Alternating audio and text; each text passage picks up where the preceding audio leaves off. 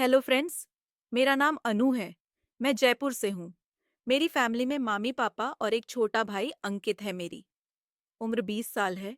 मैं बीए के दूसरे साल में हूँ। मेरा रंग एकदम गोरा है। मुझे देखकर गली के लड़कों के उस्ताद खट। और कई बार तो मैंने लड़कों को अपने उस्ताद मसलते हुए भी देखा है।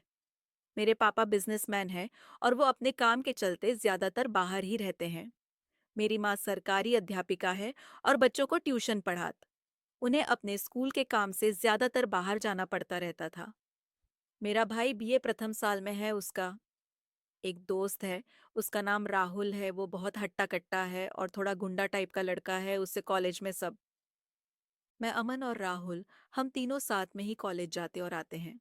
मुझे राहुल काफी पसंद था। वो मुझे देखता रहता था और उसकी निगाहों को मैं पढ़ती रहती थी। मैं खुद भी उसे गर्म करने का कोई मौका नहीं छोड़ती थी। मेरी इन सब बातों को मेरा भाई अंकित भी समझने लगा था।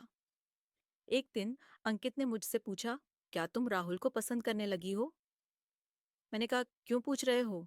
वो बोला, राहुल अच्छा लड़का नहीं है। मैंने कहा, मुझे उससे शादी नहीं करनी है। वो समझ गया और बोला, अच्छा, मतलब उसे टाइम पास आइटम समझती हो मुझे? एहंस दी और उससे बोली, हाँ, तुमने सही समझा है। मेरे भाई ने कहा, मगर वो तुम्हें गलत नजरिए से एकता है। मैंने कहा, तो क्या हुआ? मैं कोई गिस थोड़ी ना जाऊंगी। उसने मुझे कहा, ठीक है, जैसा तुम ठाइक समझो। अब मेरा भाई भी इस बात को समझ चुका था कि मैं समीर से खेलना चाहती हूँ। हम दोनों के बीचों उस तरह का खुलासा होना मेरे लिए एक अच्छी बात थी। एक दिन मेरे कॉलेज में प्रोग्राम था। वो उस दिन मैं मिनी स्कर्ट पहनकर कॉलेज गई थी। मेरा स्कर्ट काफी ऊंचा था और टॉप खुले गले का था। इसके साथ ही मैंने अंदर कुछ भी नहीं पहनी थी। मैं कॉलेज गई और उधर सारा प्रोग्राम बढ़िया तरह से हो गया। फिर मैं कॉलेज से लौटने लगी। वहां पर अंकित और राहुल मेरा ही इंतजार कर रहे थे। राहुल मुझे देखकर मेरे भाई सब ये बोला, अरे वाह तेरी बहन तो इस ड्रेस में मस्त माल लग रही है। मेरा तो मन कर रहा है कि इसे यही पटक कर कर डालूं। चकी मेरा भाई राहुल से डरता था और उसे मेरी कामना के बारे में पता भी था। इसलिए वह राहुल से कुछ नहीं इन बोला। मैंने राहुल के मुंह से यह बात सुन ली थी।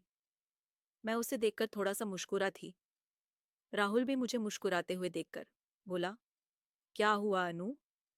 तू क्यों मुस्कुरा रही है? मैंने कहा, मैंने तेरी बात सुनी है मगर मैं ढंग से नहीं सुन पाई हूँ। वो वो बोला, चल रहने दे। सुनकर क्या करेगी? सीधे देख ही लेना। मैंने ड्रामा कर रहा यह हुए पूछा, क्या दिखाएगा?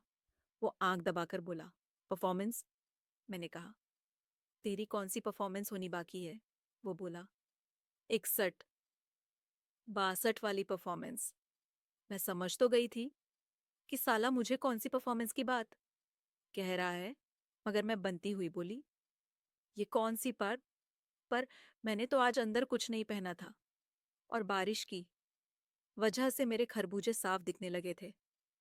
मुझे आज राहुल से खेलने का मन करने लगा था।